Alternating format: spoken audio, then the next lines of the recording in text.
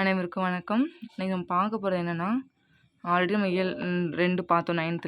இன்றைக்கி அது மாதிரி 9th ஸ்டாண்டர்டில் தான் தமிழில் இயல் 3 பார்க்க போகிறோம். இன்றைக்கி பார்க்க போகிற ஹெட்டிங் என்னென்னா ஏத்தழுதல். இயல் 3 ஃபஸ்ட் வந்து ஒரு ஏத்தழுதல் பற்றி இருக்குது. நம்ம அதை பற்றி பார்ப்போம். ஃபஸ்ட்டு இது ஒரு உரைநடை தான். ஃபஸ்ட்டு இதை பார்த்துட்டு நம்ம அடுத்த செயல் இருக்கும். இதில் முக்கியமான கொஷின் நான் வந்து ஹிண்ட்ஸ் எடுத்து வச்சுருக்கேன். அதுதான் உங்களுக்கு சொல்ல போகிறேன். லாஸ்ட் டைம் வீடியோ போட்டிருப்பேன். கண்டிப்பாக நீங்கள் அதை பார்த்துருக்கீங்கன்னு நம்புகிறேன். பார்க்கனாலும் பரவாயில்ல, அந்த வீடியோ பார்த்துட்டு வாங்க. முக்கியமான இது மட்டும் இருக்கும். இப்போ நம்ம 10 நாளில் ஒரு 9th புக்கை முடிக்கிறது ரொம்ப ஈஸியான ஒரு விஷயம் கிடையாது. ஆனால் உங்களுக்காக அதை நான் வந்து நோட்ஸ் எடுத்து நானே அது இது முக்கியமாக வரும், இதுதான் வரும்னு நானே ஒரு எழுதி வச்சுருக்கேன். இதையும் உங்களுக்கு நீங்கள் படிச்சுட்டு அதுக்கு மேலே எக்ஸ்ட்ரா பாயிண்ட் வேணால் நீங்கள் புக்ஸை பார்த்துக்கோங்க. ஓகேவா? நான் விட்ட பாயிண்ட் திரும்ப எனக்கு அகைன் ஒரு இதாக போட்டு எழுதி வச்சுருக்கேன். நான் உங்களுக்கு அதையும் நான் இப்போ வாசித்து காட்டிடுறேன். ரெண்டுமே எதுன்னு தெரியும், அதுவும் உங்களுக்கு கம்பேர் பண்ணி என்ன பண்ணுறேன் எடுப்பேன். ஓகேவா? சரி, ஓகே, நம்ம வீடியோக்குள்ளே போவோம். ஏத்தழுதல் வந்து முதல் கொஸ்டின் இது கிடையாது. இது முக்கியமான நான் எழுதி வச்சுருக்கேன். தேசிய விளையாட்டாக காளை சண்டையை கொண்டிருக்கும் நாடு இதுனா ஸ்பெயினா? தேசிய விளையாட்டாக காளை சண்டையை கொண்டிருக்கும் நாடு இது ஸ்பெயின் இருக்காங்க. இந்த ஸ்பெயினில் வந்து சில நாட்டில் வந்து என்ன சொல்கிறாங்கன்னா, இது ஒரு ஐடியாக்காண்டு இது தெரிஞ்சுக்கோங்கக்காண்டி சொல்கிறேன். இப்போது மாடு கூட இவங்க போட்டி போடுறாங்கன்னா, மாடு ஜெயித்தாலும் சரி, ஜெயிக்கலாலும் தோற்றாலும் சரி, ஆனால் கடைசி என்ன பண்ணாங்க, மாடை அந்த எந்த மாடு போட்டிட்டு அந்த மாதிரி என்ன பண்ணுறாங்கன்னா கொன்றுவாங்களாம். ஜெயித்தாலும் தோற்றாலும் அந்த மாடை வந்து கொன்றுவாங்கங்கிற மாதிரி சில நாட்டில் அதை ஃபாலோ பண்ணிகிட்ருக்காங்க. அதுவும் அந்த புக்ஸில் இருந்துச்சு. அதனால உங்களுக்கு சொல்லிக் கொடுக்கேன்.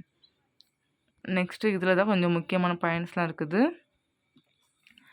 வீரத்திற்கும் விளைச்சலுக்கும் செழிப்பிற்கும் செல்வத்திற்கும் தமிழர்களால் அடையாளப்படுத்தப்படுபவை வந்து மாடுகள் தான் அப்படின்னு சொல்லி தமிழ்நாட்டில் நம்ம இதில் வந்து வீரமாக இருக்கலாம், ஒரு விளைச்சலுக்கும் இருக்கலாம், செழிப்பிற்கோ செல்வத்திற்கும் எது அடையாளமாக்குனா மாடு தான் அடையாளமாக்க சொல்லியிருக்காங்க. ஏறுதழுவது வந்து முல்லை மருநிலங்களில் கால் கொண்டு தமிழர் தம் வாழ்வோடு பின்னி பிணைந்து பண்பாடாகியுள்ளதுன்னு இருக்காங்க. அது வந்து நுழையிறதுக்கு முன்னோன்னு சொல்லிட்டு ஒரு இதில் அந்த புக்கில் உண்டு. அதில் முக்கியமாக தெரிஞ்சுது. ஒரு டைம் தெரிஞ்சு வச்சுக்கோங்க, இப்படி ஒரு விஷயம் இது இருக்குது. இது நமக்கு தெரிஞ்ச விஷயம் தானே ஆல்ரெடி நம்ம நினைப்போம். அதனால் இது ஒரு டைம் வாசிக்கிறது நல்லது தானே அப்படின்ட்டு.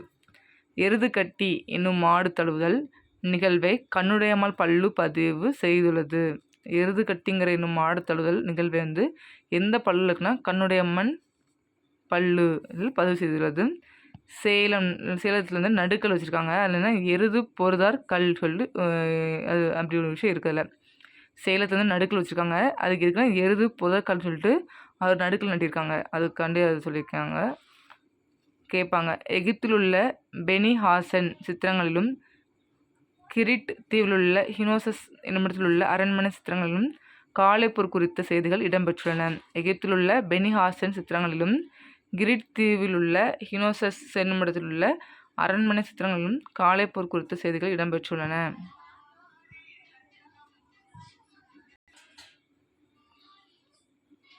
ஏறுதழுதல் வந்து மாடு பிடித்தல், மாடு அணைதல், மாடு விடுதல், மஞ்சு விரட்டு, வேலி மஞ்சு விரட்டு, எருது கட்டி, காளை விரட்டு, ஏர் விடுதல், ஜல்லிக்கட்டு என பல பெயரில் வந்து அழைக்கப்படுறாங்கன்னு இருக்காங்க. நம்ம வந்து ஜல்லிக்கட்டு சொல்கிறோம், எங்கள் ஊரில் சொல்கிறோம், உங்கள் ஊரில் எப்படி சொல்கிறீங்கன்னு தெரில. இப்போ ஒவ்வொரு ஊர்லேயும் ஒவ்வொரு பேர் சொல்லும்போது அதுக்கான பேர் வந்து மொத்தம் தமிழ்நாட்டில் இத்தனை பேரில் இந்த ஏறுதழுதல் சொல்கிறாங்க அப்படிங்காங்க. சல்லி என்பது மாட்டின் கழுத்தில் கட்டப்படுகின்ற ஒரு வளையத்தினை தான் குறிக்கின்றிருக்காங்க. ஏறுதழுதல்ங்கிற ஒரு விஷயம் வந்து 2000 ஆண்டுகளுக்கு முன்பாகவே ஒரு பழமையான ஒரு விஷயம் தான் சொல்கிறாங்க. 2000 ஆண்டுகளுக்கு பழமையானது சல்லி.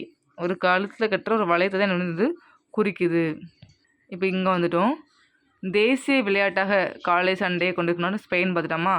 தமிழ் மக்களின் வாழ்வியலை சொல்லும் கருவூலமாக திகழ்வது மணிமேகலை. தமிழ் மக்களின் வாழ்வியலை சொல்லும் கருவூலமாக திகழ்வது மணிமேகலை. அடுத்த பாடத்துக்கு வந்துட்டோம். மணிமேகலைங்கிற ஒரு பாடத்துக்கு வந்துட்டோம். அதில் அதுக்கு ஆசிரியர் தெரியும் நமக்கு. கூல வணிகம் சீத்தலை சாத்தனார். கூல வணிகர் சீத்தனை சாத்தனார்னு தெரியும். ஏறுதழுவுதல் வந்து எந்த இலக்குனா கலித்தொகையில் குறிப்பிடப்பட்டிருக்குது. ஏறுகோல் அப்படிங்கிறது சிலப்பதிகாரத்துலேயும் புறப்பொருள் வெண்பா மாலையிலையும் இருக்குது. ஏறுதழுங்கிற வார்த்தை வந்து கலித்தொகையில் இருக்குது. ஏறுகோல் அப்படிங்கிற வார்த்தை வந்து சிலப்பதிகாரத்துலேயும் புறப்பொருள் வெண்பாலையும் குறிப்பிடப்பட்டுள்ளதுன்னு இருக்காங்க. இப்போ இந்த கலித்தொகை எப்படி இருக்குன்னா, எழுந்தது துகள், ஏற்றினர் மார்பு, கவிழ்ந்தன மறுப்பு, கலைஞனர் பலர் என்ற பாடல் வரி முல்லைக்கலியில் இடம்பெற்றுள்ளது. எழுந்தது துகள், ஏற்றினர் மார்பு, கவிழ்ந்தன மறுப்பு, கலைஞர் பலர் என்ற பாடல் வரி முல்லைக்கலியில் இடம்பெற்றுள்ளது.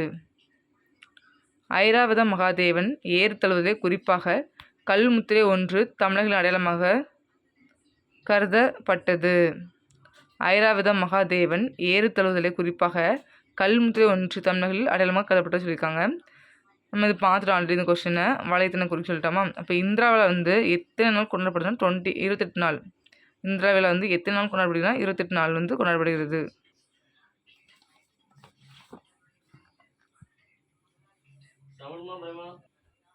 நெக்ஸ்ட் வந்து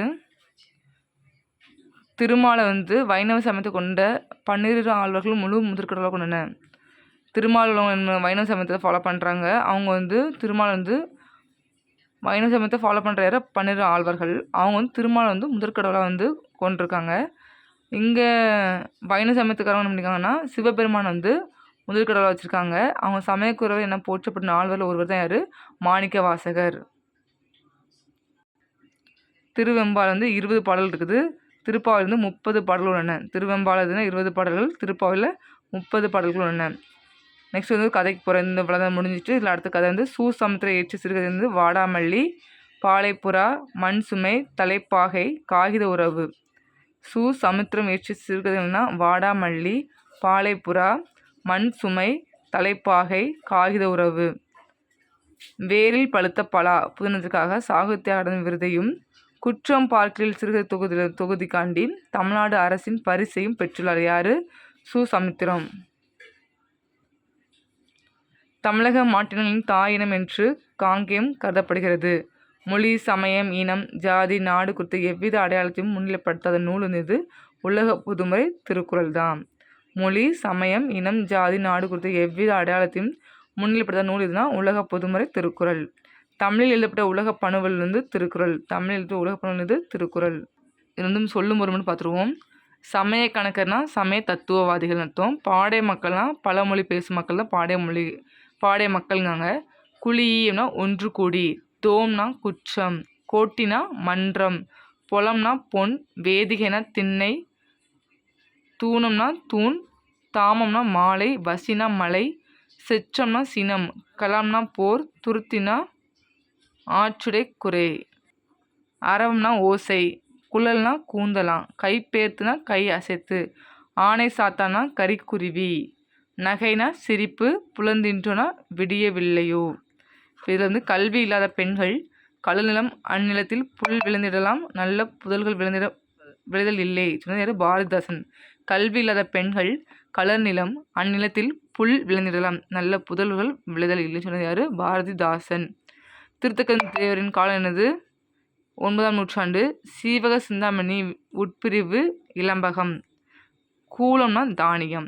திருத்தக்க தேவரின் காலம் 9ஆம் நூற்றாண்டு. சீவக சிந்தாமணி உட்பிரிவு இளம்பகம். கூலம்னா தானியம் அர்த்தம். இதில் வந்து கொஞ்சம் இலக்கணம் குறிப்பு பத்திரமா. தோரண வீதியும் தோமரு கோட்டியும்னா எண்ணுமை, காய்குலை கமுகு, பூக்கொடி வள்ளி, முத்து தாமம் அப்படின்னா 2ஆம் வேற்றுமை உருபும் பயனும் உடன் தொக்க தொகை, மாற்றுமின் பரப்புமின்னா ஏவல் வினைமுற்றுகள், உருப்பொருள்னா உரிச்சொல் தொடர், தாழ் பூந்துரினா வினைத்தொகை, தன்மணல் நல்லுரினா பண்பு தொகைகள். நெக்ஸ்ட் வந்து விரிவானம் தான். இதை மட்டும் பார்த்துட்டு போயிடுவோம். மாற்றான் தோட்டத்து மல்லிகைக்கு மனம் உண்டு. இது வந்து பேரறிஞர் அண்ணா வந்து அவருடைய புகழ்பெற்ற பொன்மொழிகள் இது யார் நம்ம நிறைய விஷயத்த இதில் சொல்கிற வார்த்தைலாம் கேள்விப்பட்டிருப்போம். ஆனால் யார் சொல்ல நமக்கு தெரியாது. இதை வாசிக்கவும் தெரியும். கத்தியை தீட்டாதே உந்தன் புத்தியை தீட்டு, வன்முறை இருபக்கமும் கூறுள்ள கத்தியாகும், எதையும் தாங்கும் இதயம் வேண்டும், சட்டம் ஒரு இருட்டரே அதில் வழக்கறிஞர் வாதம் ஒரு விளக்கு, மக்களின் மதியை கெடுக்கும் ஏடுகள் நமக்கு தேவையில்லை, தமிழரை தட்டி எழுப்பும் தன்மான இலக்கியங்கள் தேவை, தன்னம்பிக்கை ஊட்டி மதிப்பை பெருக்கும் நூல்கள் தேவைன்றிருக்காங்க.